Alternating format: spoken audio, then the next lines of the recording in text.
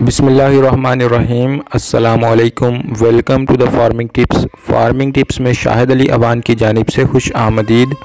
नाजरीन, आज मैं आपको मौज़ा 10वां मील के मशहूर व मरूफ ग़ुलाम हुसैन साहब के डेयरी फार्म पे लेके आया हूँ। इस वीडियो के स्टार्ट में हम ना सिर्फ आपको उनके डेयरी फार्म का मुकम्मल ओवरव्यू करवाएंगे, बल्कि उनसे हम इंटरव्यू भी करेंगे और उनसे जानेंगे कि वो भैंसों को कैसे पाल रहे हैं और भैंसों से कैसे मुनाफा हासिल कर रहे हैं। उनसे हम डेयरी फार्मिंग के हवाले से बहुत सारी टिप्स लेंगे। उनसे जानेंगे इनकी नस्लों के बारे में, भैंसों की ख़रीदारी के बारे में, इनके दूध बढ़ाने के हवाले से, इनकी खुराक और वनडे के हवाले से। ग़ुलाम हुसैन साहब एक इंतहाई पुरखलूस इंसान हैं, इसलिए मुझे यकीन है कि वो इन बहुत अच्छी मालूमात देने वाले हैं। इसलिए वीडियो को आखिर तक देखिएगा ताकि आपको मुकम्मल फ़ायदा मिल सके। आमतौर पर मैंने देखा है कि बाज़ डेयरी फार्मर इंटरव्यू देते हुए हक़ाइक़ नहीं बताते, बल्कि हक़ाइक़ के बारे कुछ बातें बता देते हैं जिसकी वजह से आपको मायूसी होती है। लेकिन इस तरह के जो सादा लोग डेयरी फार्मर हैं वो अक्सर हक़ाइक़ ही बताते हैं, तो मुझे इनसे भी यही उम्मीद है कि ये भी हक़ाइक़ ही बताएंगे। एक इंतहाई अच्छे इंसान हैं। तो वीडियो को प्रॉपर स्टार्ट करने से पहले मैं आपको रिमाइंड करवाना चाहता हूँ कि अगर आपने अभी तक मेरा चैनल सब्सक्राइब नहीं किया तो जल्दी से चैनल को सब्सक्राइब करके घंटी के निशान को दबाएं ताकि हर नई बनने वाली वीडियो की इत्तला आप तक बर वक्त पहुँच सके और आप फार्मिंग से मुतल्लिक नित नई मालूमात से फ़ायदा उठाते रहें। नाजरीन, बैकग्राउंड में आपको खूबसूरत सा डेयरी फार्म नज़र आ रहा होगा ग़ुलाम हुसैन साहब का। चूँकि यहाँ पे बारिशों का सीज़न है, इसलिए यहाँ पे हो सकता है आपको इनकी सफाई पसंद ना आए, लेकिन इनका कहना है कि जब मौसम साफ़ सुथरा होता है यानी खुशक होता है तो ये बहुत अच्छी सी सफाई रखते हैं अपने डेयरी फार्म पे और किसी किस्म का गंद नहीं रहने देते और रोज़ाना 2 औकात ये सफाई करते हैं। तो चलें आपको इनसे मिलवाते हैं और उनसे डेयरी फार्मिंग के हवाले से दिलचस्प जानते हैं। अच्छा सर, किन्ने जानवर ने ਤੁਹਾਡੇ ਕੋਲ? ਸਾਡੇ ਕੋਲ 30 ਮੱਝਾਂ ਨੇ। ਸਾਰੀ ਦੀਆਂ ਸਾਰੀਆਂ ਮੱਝਾਂ ਹੀ ਨੇ? ਹਾਂਜੀ। ਅੱਛਾ ਦੱਸੋ ਸਰ, ਕਿਹੜੀ ਨਸਲ ਦੇ ਜਾਨਵਰ ਨੇ ਤੁਹਾਡੇ ਕੋਲ? ਸਾਡੇ ਕੋਲ ਕਾੜੇ ਦੇ, ਚੀਚਾ ਵਤਨ ਦੇ, ਸਾਈਵਾਲ ਦੇ, ਮਸਲਨ ਆਮ ਜਿਹੜੀ ਜਿੱਧਰੋਂ ਮੱਝਾਂ ਲਿਆਈ ਦੀਆਂ ਨੇ, ਕਾੜੇ ਚੋਂ ਚੀਚਾ ਵਤਨੋਂ ਲਿਆਈ ਦੀਆਂ ਨੇ, ਉਧਰੋਂ ਦੀ ਮੱਝਾਂ ਖਰੀਦੀ ਦੀਆਂ। ਮਸਲਨ ਇੱਧਰ ਦੀ ਮੱਝ ਕੋਈ ਨਹੀਂ ਤੇ ਚੰਗੀਆਂ ਨਸਲਾਂ ਨੇ। ਮਿਸਾਲ ਹੈ ਜਿਹੜੀਆਂ ਦੁੱਧ 10 ਸਿਰ 15 ਸਿਰ ਕਰਨ ਵਾਲੀਆਂ ਤੇ ਇਨਸ਼ਾਅੱਲਾ ਮਸਲਨ ਆਪਣੇ ਵੱਲੋਂ ਠੀਕ ਹੀ ਕਰਕੇ ਲਿਆਂਦਾ ਬੰਦਾ। ਉਸ ਤੋਂ ਬਾਅਦ 'ਚ ਜਿਹੜਾ ਕਾਰੋਬਾਰ ਹੈ ਨਾ ਉਹਦੇ 'ਚ ਹੈ ਕਿ ਨਗਦਾਂ ਦਾ ਅਤੇ ਧਾਰਾਂ ਦਾ ਫਰਕ ਬੜਾ ਹੋ ਜਾਂਦਾ ਹੈ। ਖਰੀਦੀਏ ਤਾਂ ਧਾਰਾਂ ਨਾਲ ਮਹਿੰਗੀ ਮਿਲਦੀ ਏ, ਨਗਦਾਂ ਦੀ ਸਸਤੀ ਮਿਲਦੀ ਏ, ਉਹਦੇ 'ਚ ਬੰਦੇ ਨੂੰ ਕੋਈ ਬਚਤ ਹੋ ਜਾਂਦੀ ਏ। ਉਸ ਤੋਂ ਬਾਅਦ 'ਚ ਜਿਹੜਾ ਨਾ ਜਨਾਬ ਜਿਹੜਾ ਪਹਿਲੀ ਬੰਨਾ ਆਪਣਾ ਹੋਏ ਤਾਂ ਫਿਰ ਕੋਈ ਬਚਤ ਠੀਕ ਏ, ਅਗਰ ਨਾ ਹੋਏ ਤਾਂ ਫਿਰ ਹਰ ਚੀਜ਼ ਮੁੱਲ ਦੀ ਲੈ ਕੇ ਉਹਦੇ 'ਚੋਂ ਹੀ ਕੱਢਣਾ ਨਾ ਹਰ ਚੀਜ਼। ਦੁੱਧ ਦਾ ਅੱਗੇ ਰੇਟ ਕੋਈ ਨਹੀਂ ਐਡਾ, ਉਹਦੇ 'ਚ ਬੱਚਤ ਬਚਾਤ ਕੋਈ ਨਹੀਂ ਐਡੀ ਮਾਲ 'ਚ। ਜਿਹੜਾ ਮਸਲਨ ਬੰਦਾ ਕਵੇ ਕਿ ਮੈਂ ਆਣ ਕੇ ਬਾਹਰੋਂ ਕੰਮ ਕਰ ਲਾਂ ਕੜਾ ਤੇ ਮੈਂ ਡੰਗਰ ਰੱਖ ਲਵਾਂ ਤੇ ਡੰਗਰ ਰੱਖ ਕੇ ਤੇ ਮੈਂ ਕੰਮ ਕਰ ਲਾਂ। ਅੱਗੋਂ ਨੌਕਰ ਜਿਹੜੇ ਨੇ ਉਹ ਪੱਠੇ ਨਹੀਂ ਪਾਉਂਦੇ, ਜੇ ਮਾਲਕ ਸਿਰ 'ਤੇ ਨਾ ਹੋਏ ਤੇ ਫਿਰ ਪੱਠੇ ਵੀ ਨਹੀਂ ਪਾਉਂਦੇ ਉਹ।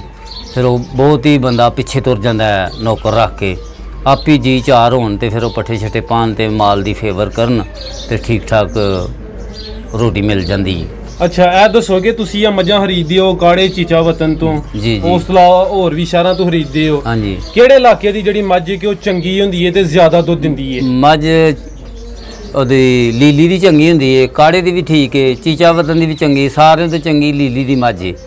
ਜਿਹੜੀ ਤੁਹਾਡੇ ਕੋਲ ਨੀਲੀ ਦੀਆਂ ਹੈ ਨੇ? ਨਹੀਂ, ਲੀਲੀ ਅਸੀਂ ਅਜੇ ਤੱਕ ਨਹੀਂ ਲਈਆਂ, ਬਹਰਹਾਲ ਕਹਿੰਦੇ ਵੇ ਨੇ ਕਿ ਚਲੋ ਜਾ ਕੇ ਲੈਂਦੇ ਹਾਂ ਲੀਲੀ ਦੀਆਂ ਮੱਝਾਂ, ਲਿਆਉਂਦੇ ਹਾਂ।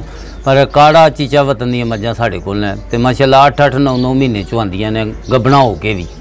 ਜ਼ਬਰਦਸਤ। ਅੱਛਾ ਸਰ, ਤੁਸੀਂ ਕਹਿ ਰਹੇ ਹੋ ਕਿ ਜਿਹੜੀ ਨਗਦ ਉਹ ਸਸਤੀ ਪੈਂਦੀ ਹੈ ਤੇ ਕਿਸ਼ਤਾਂ ਤੇ ਮਹਿੰਗੀ ਪੈਂਦੀ ਪਰ ਅਗਰ ਤੁਸੀਂ ਇਲਾਕਾ ਗੈਰ 'ਚ ਜਾਂਦੇ ਹੋ ਉਹਨਾਂ ਤੁਹਾਨੂੰ ਕਿਸ਼ਤਾਂ ਤੇ ਨਹੀਂ ਨਾ ਦੇਣੀ? ਉੱਥੇ ਵੀ ਦੇ ਦਿੰਦੇ ਨੇ। ਮਸਲਨ ਸੂਲ ਨੇ ਬੰਦਾ ਵਪਾਰੀਆਂ ਦੇ, ਅਸੀਂ ਜਾਂਦੇ ਹਾਂ ਉਹਨਾਂ ਕੋਲ, ਉਹਨੂੰ ਕਹਿੰਦੇ ਸਾਡੇ ਕੋਲ ਪੈਸੇ ਨਹੀਂ, ਸਾਨੂੰ ਮੱਝ ਜਿਹੜੀ ਹੈ ਦੇ ਦਿਓ ਤੁਸੀਂ। ਉਹ ਵੀ ਕਹਿੰਦੇ ਚਲੋ 2 ਲੱਖ ਲੈ ਜਾਓ, 6 ਮੱਝਾਂ ਲੈ ਜਾਓ। ਉਸ ਹਿਸਾਬ 'ਚ ਬਾਹਰ 'ਚੋਂ ਜਾ ਕੇ ਤੇ ਉਹ ਮਈਆਂ ਮਹਿੰਗੀਆਂ ਦੇ ਦਿੰਦੇ ਨੇ। ਉਹ ਵੀ ਹਿਸਾਬ ਹੀ ਕਰ ਲੈਂਦੇ, 4-5 ਵਾਰਾਂ 'ਚ ਪੈਸੇ ਲੈ ਲੈਂਦੇ ਨੇ ਤੇ ਫਿਰ ਉਹ ਮੱਝ ਉਨੀ ਮਹਿੰਗੀ ਕਰ ਲੈਂਦੇ। ਜੋ ਪੈਸੇ ਦਿਖਾ ਕੇ ਮੱਝ ਲੈਣੀ ਹੈ ਨਾ ਉਹ ਸਸਤੀ ਮਿਲਦੀ ਹੈ। ਜਿਹੜੀ ਇੰਜ ਲੈਣੀ ਹੈ ਮੂੰਹ ਨਾਲ ਮੱਝ ਜਾ ਕੇ ਅਸੀਂ ਆਨੀਆਂ ਲੈਂਦੇ ਨੇ ਤੇ ਉਹ ਮਹਿੰਗੀ ਦਿੰਦੇ। ਜਿਹੜੀ ਕਿਸ਼ਤ ਵਾਲੀ ਮੱਝ ਉਹ 3 ਲੱਖ ਤੋਂ ਘੱਟ ਨਹੀਂ ਦਿੰਦੇ। ਹੁਣ ਅੱਜ ਕੱਲ੍ਹ ਜਿਹੜੀ ਚੰਗੀ ਮੱਝ ਹੈ ਉਹ ਨਗਦ ਕਿੰਨੀ ਕੁ ਕੀਮਤ 'ਚ ਮਿਲ ਜਾਂਦੀ ਹੈ? ਨਗਦ ਮੱਝ 2 ਲੱਖ ਰੁਪਏ ਦੀ ਮਿਲ ਜਾਂਦੀ ਹੈ, ਨਗਦ ਚੰਗੀ ਮੱਝ ਜਿਹੜੀ। ਇਹ ਦੱਸੋ ਕਿ ਜਿਹੜੀਆਂ ਤੁਹਾਡੇ ਕੋਲ ਮੱਝਾਂ ਨੇ ਇਹ ਰੋਜ਼ਾਨਾ ਦਾ ਕਿੰਨਾ ਦੁੱਧ ਦਿੰਦੀਆਂ ਨੇ? ਮਾਸ਼ਾਅੱਲਾ ਦੁੱਧ ਅਸਲੇ ਵਿੱਚ ਗੱਭਣਾ ਵੀ ਨੇ, ਵਿੱਚ ਸੂਈਆਂ ਨੇ। ਦੁੱਧ ਸਾਡੇ ਕੋਲ 4 ਕਮਾਣਾ ਹੈ। एक टाइम का 2 टाइम का? नहीं, 2 टाइम का इसलिए 4 मन दुध है, क्योंकि 15 मईयां ਦੁੱਧ ਦਿੰਦੀਆਂ ਨੇ, ਜਿਹੜੀਆਂ 15 ਨੇ ਉਹ ਗੱਭਣਾ ਨੇ। ਠੀਕ ਹੈ, 15 ਮੱਝਾਂ ਦਾ ਭਾਈ 4 ਮਣ ਦੁੱਧ ਹੈ ਜੀ ਹਾਂ। ਮਾਸ਼ਾਅੱਲਾ। ਅੱਛਾ ਇਹ ਦੱਸੋ ਕਿ ਜਿਹੜੀਆਂ ਤੁਹਾਡੇ ਕੋਲ ਮੱਝਾਂ ਨੇ, ਸਭ ਤੋਂ ਚੰਗੀ ਮੱਝ ਜ਼ਿਆਦਾ ਤੋਂ ਜ਼ਿਆਦਾ ਕਿੰਨਾ ਦੁੱਧ ਦਿੰਦੀ ਹੈ? ਜ਼ਿਆਦਾ ਤੋਂ ਜ਼ਿਆਦਾ 15 ਸਿਰ ਤੋਂ ਵੱਧ ਮੱਝ ਨਹੀਂ ਦੁੱਧ ਦਿੰਦੀ ਤਰੰਡੀ 'ਚ, ਜਿਹੜਾ ਇੰਨੇ ਮਾਲ ਦੇ ਵਿੱਚ। ਇੱਕ ਬੰਦਾ 1-2 ਰੱਖੀ ਹੋਏ ਤਾਂ ਉਹਦੀ ਫੇਵਰ ਹੋਰ ਹੋ ਜਾਂਦੀ, ਉਹ ਵੱਧ ਵੀ ਸਕਦੀ ਹੈ। ਜ਼ਿਆਦਾ ਜ਼ਿਆਦਾ ਤਰੰਡੀ 'ਚ 15 ਸਿਰ ਤੋਂ ਮੱਝ ਕੋਈ ਨਹੀਂ ਵੱਧ ਦਿੰਦੀ। 12 ਸਿਰ, 10 ਸਿਰ, 15 ਸਿਰ ਹੱਦ। ਅੱਛਾ ਅੰਕਲ ਜੀ ਇਹ ਦੱਸਿਓ ਕਿ ਤੁਸੀਂ ਇਹਨਾਂ ਦੀ ਡੇਲੀ ਦੀ ਰੂਟੀਨ ਦੱਸਣੀ ਕਿ ਸਵੇਰ ਕੀ ਖਵਾਉਂਦੇ ਹੋ, ਧਾਰਾਂ ਕਿਸ ਟਾਈਮ ਕੱਢਦੇ ਹੋ, ਦੁਪਹਿਰੀ ਕੀ ਖਵਾਉਂਦੇ ਹੋ, ਸ਼ਾਮੀਆਂ, ਸਾਰੀ ਰੋਜ਼ਾਨਾ ਦੀ ਰੂਟੀਨ ਦੱਸਿਓ। ਠੀਕ ਹੈ ਜਨਾਬ। ਸਵੇਰ ਅਸੀਂ ਇਹਨਾਂ ਨੂੰ ਭਾੜਾ ਪਾਣਾ, ਰੋਟੀਆਂ, ਕੌੜੀ ਖਾਲ, ਚੋਕਰ, ਤੂੜੀ, ਉਹ ਚਾਰ ਕੇ ਪਾਣੀ ਛਾਣੀ ਡਾਹ ਕੇ ਫਿਰ ਇਹਨਾਂ ਨੂੰ ਬਾਹਰ ਵੀ ਖੋਲ ਲੈਣਾ। ਬਾਹਰ ਖੋਲ ਕੇ ਫਿਰ ਬਾਹਰ ਲੇਟਾ ਲੂਟਾ ਲਾ ਕੇ ਛੱਪੜ ਚਵਾਣਾ ਆ ਕੇ, ਤੇ ਜਨਾਬ ਜਿਹੜਾ ਨਾ ਫਿਰ ਇਹਨਾਂ ਨੂੰ ਸ਼ਾਮੀ ਮੁੜ ਕੇ ਉਸ ਤਰ੍ਹਾਂ ਹੀ ਭਾੜਾ ਪਾਣਾ। ਜੇ ਪੱਠੇ ਨਾ ਹੋਣ ਤੇ ਫਿਰ ਤੂੜੀ ਦਾ ਹੀ ਭਾੜਾ ਪਾਣਾ। ਕਈਆਂ ਇਲਾਕਿਆਂ 'ਚ ਪੱਠੇ ਹੁੰਦੇ ਨੇ, ਕਈਆਂ 'ਚ ਨਹੀਂ ਵੀ ਹੁੰਦੇ, ਤੇ ਉਹਦੀ ਵਜ੍ਹਾ ਤੋਂ ਫਿਰ ਉਹ ਤੂੜੀ ਪਾਣੇ ਪੈਂਦੀ। ਤੇ ਜੇ ਪੱਠੇ ਹੋਣ ਤੇ ਫਿਰ ਪੱਠੇ ਵੀ ਪਾਈ ਦੇ ਨੇ, ਤੇ ਉਸ ਤਰ੍ਹਾਂ ਹੀ ਭਾੜਾ ਪਾਈਏ ਤੇ ਫਿਰ ਦੁੱਧ ਦਿੰਦੀਆਂ। ਜੇ ਖਲ ਵੰਡਾ ਨਾ ਪਾਓ ਤੇ ਫਿਰ ਦੁੱਧ ਕਾਹਦਾ ਹੁੰਦਾ? ਤੂੜੀ 'ਚ ਦੁੱਧ ਤੇ ਕੋਈ ਨਹੀਂ ਨਾ। ਅੱਛਾ ਅੱਜ ਕੱਲ ਸਬਜ਼ ਚਾਰਾ ਨਹੀਂ ਖਵਾਉਂਦੇ ਪਏ ਇਹਨਾਂ ਨੂੰ? ਅੱਜ ਕੱਲ ਪਾਈਦਾ 2 ਮਹੀਨੇ, ਸਾਡੇ ਇਲਾਕੇ 'ਚ ਤਾਂ 2 ਮਹੀਨੇ ਲੱਭਦਾ ਨਾ। ਅੱਛਾ ਹਾਂਜੀ। ਕਾੜੇ ਵਾਲ ਜਿਹੜਾ ਉਹ 12 ਮਹੀਨੇ ਲੱਭਦਾ ਹੈ। ਚੀਚਾਵਤ ਨਾਲ ਵੀ 12 ਮਹੀਨੇ ਹੈ, ਸਬਰ ਪੱਠਾ ਲੱਭਦਾ ਰਹਿੰਦਾ।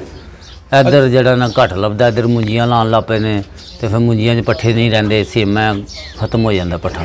ਅੱਛਾ ਇੱਕ ਜਾਨਵਰ ਨੂੰ ਰੋਜ਼ਾਨਾ ਕਿੰਨੀ ਤੂੜੀ ਤੇ ਕਿੰਨਾ ਵੰਡਾ ਪਾਉਂਦੇ ਹੋ? ਜਨਾਬ ਇੱਕ ਜਾਨਵਰ ਨੂੰ ਪਾਣਾ ਹੋਏ ਤੇ 5 ਕਿਲੋ ਵੰਡਾ ਚਾਹੀਦਾ ਤੇ 10 ਕਿਲੋ ਤੂੜੀ ਚਾਹੀਦੀ ਇੱਕ ਟਾਈਮ ਦੀ? ਹਾਂਜੀ। ਅੱਛਾ ਇਹ ਜਿਹੜਾ ਵੰਡਾ 5 ਕਿਲੋ ਤੁਸੀਂ ਦਿੰਦੇ ਹੋ, ਸਿਰਫ ਦੁੱਧ ਦੇਣ ਵਾਲੇ ਜਾਨਵਰ ਨੂੰ ਦਿੰਦੇ ਹੋ ਕਿ ਸਾਰੇ ਜਾਨਵਰਾਂ ਨਹੀਂ, ਨੂੰ? ਦੁੱਧ ਦੇਣ ਵਾਲੇ ਨੂੰ ਦਿੰਦੇ ਆ। ਆਪਣੀ ਗੁੰਜਾਇਸ਼ ਨਾਲ ਹੀ ਇਹਨਾਂ ਵਿੱਚ ਉਹ ਵੀ ਲੋਕੀ ਨੇ ਜਿਹੜੇ ਦੁੱਧ ਵਾਲੇ ਤੋਂ ਜਿਹੜੇ ਸੂਣ ਵਾਲੀ ਉਹਨੂੰ ਵੀ ਦਿੰਦੇ ਨੇ। ਤੇ ਰੋਜ਼ਾਨਾ ਦਾ ਇੱਕ ਜਾਨਵਰ ਤੇ ਕਿੰਨਾ ਕੁ ਖਰਚਾ ਹੋ ਜਾਂਦਾ ਜੀ? ਖਰਚਾ ਜਨਾਬ ਆਪਣੀ ਪੁੱਜ ਨਾਲ ਹੀ ਕਰਨਾ ਨਾ, ਭਾਵੇਂ ਤੁਸੀਂ 1000 ਵੀ ਕਰ ਲਓ ਤੇ ਭਾਵੇਂ 500 ਨਾਲ ਵੀ ਡੰਗ ਟਪਾ ਲਓ। ਬਸ ਕਿੰਨਾ ਕੋਈ ਆਂਦਾ ਅੰਦਾਜ਼ਨ? 500 ਤੇ ਆਮ ਹੀ ਗੱਲ ਹੈ ਨਾ।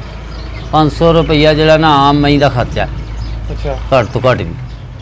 ਤੇ ਇਹ ਜਿਹੜੇ ਤੁਹਾਡੇ ਕੋਲ 35 ਜਾਨਵਰ ਨੇ, ਕਿੰਨੇ ਬੰਦੇ ਇਹਨਾਂ ਨੂੰ ਜਿਹੜਾ ਸੰਭਾਲਦੇ ਨੇ? ਸੰਭਾਲਦੇ 3 ਬੰਦੇ ਤੇ ਹੋਣੇ ਚਾਹੀਦੇ ਨੇ ਘੱਟੋ ਘੱਟ। 10 ਮਈਆਂ ਇੱਕ ਬੰਦਾ ਸਾਂਭੇ। ਤੇ ਤੁਸੀਂ ਕਿੰਨੇ ਬੰਦੇ ਰੱਖੇ ਨੇ? ਅਸੀਂ ਤੇ ਕੋਈ ਨਹੀਂ ਰੱਖੇ, ਮਾਸ਼ਾਅੱਲਾ ਆਪਣੇ ਜੀ ਹੈ 4 ਤੇ ਆਪੇ ਹੀ ਕਰ ਲਈਦੀ ਮਿਹਨਤ ਮਿਲ। ਤੇ ਇਹ ਜਿਹੜਾ ਤੁਹਾਡਾ ਫਾਰਮ ਹੈ ਕਿੰਨੇ ਏਰੀਏ ਵਿੱਚ? ਇਹ ਕੋਈ 1.5 ਕਨਾਲ 'ਚ। ਤੇ ਛਤਿਆ ਏਰੀਆ ਕਿੰਨਾ ਜੇ? ਛਤੀਆ 80 ਫੁੱਟ ਲੰਬਾਈ ਹੈ, 32 ਫੁੱਟ ਚੜਾਈ। ਤੇ ਕਿੰਨੇ ਜਾਨਵਰ ਦੇ ਵਿੱਚ ਆਈ ਜਾਂਦੇ ਜੀ? ਇਹਦੇ 'ਚ ਜਾਨਵਰ ਜਨਾਬ 50 ਵੀ ਆ ਜਾਂਦੇ ਨੇ। ਅੱਛਾ ਦੱਸੋ ਕਿ ਇਹ ਜਿਹੜਾ ਤੁਹਾਡਾ ਸ਼ੈੱਡ ਹੈ ਇਹਦੀ ਛੱਤ ਕੱਚੀ ਹੈ? ਹਾਂਜੀ। ਤੇ ਤੁਹਾਨੂੰ ਕੋਈ ਪਰੇਸ਼ਾਨੀ ਨਹੀਂ ਹੁੰਦੀ ਬਾਰਿਸ਼ 'ਚ? ਜ਼ਿਆਦਾ ਲੋਕਾਂ ਨੇ ਪੱਕੀ ਜਾਂ ਲੋਹੇ ਦੀ ਜਿਹੜੀ ਇਹ ਛੱਤ ਉਹ ਇਸਤੇਮਾਲ ਕੀਤੀ ਹੁੰਦੀ ਹੈ? ਉਹ ਜਨਾਬ ਲੋਹੇ ਦੀ ਛੱਤ ਭਖਦੀ ਬਹੁਤ ਹੈ, ਜਾਨਵਰ ਥੱਲੇ ਬਹਿ ਨਹੀਂ ਸਕਦਾ, ਫਿਰ ਪੱਖੇ ਏਸੀ ਵਗੈਰਾ ਲਾਣੇ ਪੈਂਦੇ ਨੇ। ਜਿਹੜੀ ਕੱਚੀ ਛੱਤ ਹੈ ਉਹ ਭਖਦੀ ਕੋਈ ਨਹੀਂ, ਉਹਦੇ ਤੇ ਆ ਕਿ ਮੱਝ ਆਰਾਮ ਨਾਲ ਸਕੂਨ ਨਾਲ ਬਹਿ ਰਹਿੰਦੀ ਹੈ। ਤੇ ਚੂਨ ਦੇ ਵਗੈਰਾ ਹੈ ਕਿ ਲਿਪ ਛਿਪ ਛੜੇ, ਮਿੱਟੀ ਚਾੜ ਛੜੋ ਤੇ ਫਿਰ ਚੂੰਦੇ ਨਹੀਂ ਅੱਡੇ। ਅੱਛਾ ਫਿਰ ਮਸਲਾ ਨਹੀਂ ਹੁੰਦਾ ਬਾਰਿਸ਼? ਕੋਈ ਮਸਲਾ ਨਹੀਂ ਫਿਰ ਬਣਦਾ। ਅੱਛਾ ਦੱਸੋ ਕਿ ਬਿਮਾਰੀਆਂ ਜਾਨਵਰਾਂ ਨੂੰ ਕਿਹੜੀਆਂ ਕਿਹੜੀਆਂ ਹੁੰਦੀਆਂ ਨੇ ਤੇ ਤੁਸੀਂ ਕੀ ਇਲਾਜ ਕਰਦੇ ਹੋ? ਦੇਸੀ ਇਲਾਜ ਦੱਸਿਓ ਕੀ ਚੰਗੇ ਜੀ। ਜਨਾਬ ਦੇਸੀ ਇਲਾਜ ਹੈ ਕਿ ਜੇ ਚੰਦਰੀ ਚੁੰਦਰੀ ਪਵੇ ਤੇ ਮਿਰਚਾਂ ਵੀ ਦੇ ਲਈਦੀਆਂ, ਡਾਕਟਰ ਨੂੰ ਸੱਦ ਕੇ ਟੀਕੇ ਛੀਕੇ ਲਵਾ ਲਵੋ ਤੇ ਫਿਰ ਵੀ ਅੱਛਾ ਕੰਟਰੋਲ ਹੋ ਜਾਂਦਾ ਹੈ। ਤੇ ਜੇ ਨਾ ਵੀ ਡਾਕਟਰ ਪੁੱਜੇ ਫਿਰ ਮਿਰਚ ਦਵੋ ਤੇ ਉਹਦੇ ਨਾਲ ਚੰਦਰੀ ਛੰਦਰੀ ਡਕੋ ਜਾਂਦੀ ਹੈ। ਉਸ ਤੋਂ ਬਾਅਦ 6 ਮਹੀਨੇ ਬਾਅਦ ਦਵਾਈ ਕਿਰਮਾਂ ਦੀ ਦੇਣੀ ਪੈਂਦੀ ਹੈ। ਉਹ ਭਾਵੇਂ ਆਪੀ ਲਿਆ ਕੇ ਟੀਨੈਕਸ ਦਵਾਈ ਦਿਓ, ਭਾਵੇਂ ਡਾਕਟਰ ਕੋਲ ਸੱਦ ਕੇ ਦਵਾ ਲਓ। ਚੰਦਰੀ ਵਾਸਤੇ ਜਿਹੜਾ ਤੁਸੀਂ ਦੱਸਦੇ ਹੋ ਵੀ ਮਿਰਚਾਂ ਦੇਣੀਆਂ ਨੇ, ਸਬਜ਼ ਦੇਣੀਆਂ ਨੇ ਕਿ ਦੂਸਰੀਆਂ ਦੇਣੀਆਂ ਨੇ? ਲਾਲ ਮਿਰਚ ਕਿੰਨੀ ਮਿਕਦਾਰ 'ਚ ਦੇਣੀਆਂ ਨੇ, ਕਿੰਨੇ ਦਿਨ ਦੇਣੀਆਂ ਨੇ? ਉਹ ਜਨਾਬ 2 ਦਿਨ ਦਈਏ ਨਾ, ਸ਼ਾਮ ਨੂੰ ਅੱਧਾ ਕਿਲੋ ਦਈਏ, ਅੱਧਾ ਕਿਲੋ ਸਵੇਰ ਦੇ ਦਈਏ ਤੇ ਇਨਸ਼ਾਅੱਲਾ ਕੰਟਰੋਲ ਹੋ ਜਾਂਦਾ। ਇਸ ਤੋਂ ਇਲਾਵਾ ਹੋਰ ਕਿਹੜੀਆਂ ਕਿਹੜੀਆਂ ਬਿਮਾਰੀਆਂ ਨੇ ਜਿਹੜੀਆਂ ਜਾਨਵਰਾਂ ਨੂੰ ਹੁੰਦੀਆਂ? ਬਿਮਾਰੀਆਂ ਜਨਾਬ ਜਾਨਵਰਾਂ ਨੂੰ ਬੇਭਾਅ ਨੇ। ਇਲਾਕਾ ਹੀ ਸਾਡਾ ਜਿਹੜਾ ਨਾ ਬਿਮਾਰੀ ਹੈ, ਮਸਲਨ ਕਿਰਮ ਬਹੁਤ ਜ਼ਿਆਦਾ ਇਹਦੇ 'ਚ ਤੇ ਬਾਦੀ ਹੈ। ਇਹਦੇ 'ਚ ਮਸਾਲਾ ਮਿਰਚ ਨਾ ਦਈਏ ਤੇ ਮਈ ਜਿਹੜੀ ਇਹਨਾਂ ਡਾਊਨ ਹੁੰਦੀ ਜਾਂਦੀ ਹੈ, ਖੁਰਾਕ ਨਹੀਂ ਮੈਨੂੰ ਲੱਗਦੀ, ਦੁੱਧ ਨਹੀਂ ਦਿੰਦੀ, ਥਣ ਖਰਾਬ ਹੋ ਜਾਂਦੇ ਨੇ, ਥਣ ਜਿਹੜੇ ਨਾ ਉਹ ਪਾੜ ਜਾਂਦੇ ਨੇ। ਉਹਦੇ 'ਚ ਮਸਲ ਜਿਹੜਾ ਨਾ ਇਹ ਚੀਜ਼ਾਂ ਦਿੰਦਾ ਰਹੇ ਜਿਹੜਾ ਬੰਦਾ ਉਹਦਾ ਮਾਲ ਸੈੱਟ ਰਹੇਗਾ, ਜਿਹੜਾ ਨਾ ਦੇ ਫਿਰ ਉਹਦਾ ਮਾਲ ਜਿਹੜਾ ਨਾ ਡਾਊਨ ਹੁੰਦਾ ਜਾਂਦਾ ਹੈ। ਦਵਾਈ ਨਾ ਦਈਏ, ਖੁਰਾਕ ਖਾਈ ਜਾਏਗਾ, ਦੁੱਧ ਕੋਈ ਨਾ ਕਰੇਗਾ, ਸਿਹਤ ਨਹੀਂ ਹੋਏਗੀ ਉਹਦੀ ਤੇ ਫਿਰ ਉਹ ਡਾਊਨ ਹੁੰਦਾ ਜਾਏਗਾ। ਰੂਟੀਨ ਵਿੱਚ ਕੋਈ ਮਿਰਚ ਮਸਾਲਾ ਦਿੰਦੇ ਰਹਿੰਦੇ ਉਹਨਾਂ ਨੂੰ? ਨਹੀਂ, ਹਫਤੇ ਬਾਅਦ 2 ਹਫਤਿਆਂ ਬਾਅਦ, ਕੋਈ ਮਹੀਨੇ ਬਾਅਦ ਵੀ ਵਿੱਚ ਦਿੰਦੇ ਨੇ ਬੰਦੇ, ਉਹ ਵੀ ਹੁੰਦੇ ਜਿਹੜੇ ਮਹੀਨੇ ਬਾਅਦ ਵੀ ਦਿੰਦੇ ਨੇ।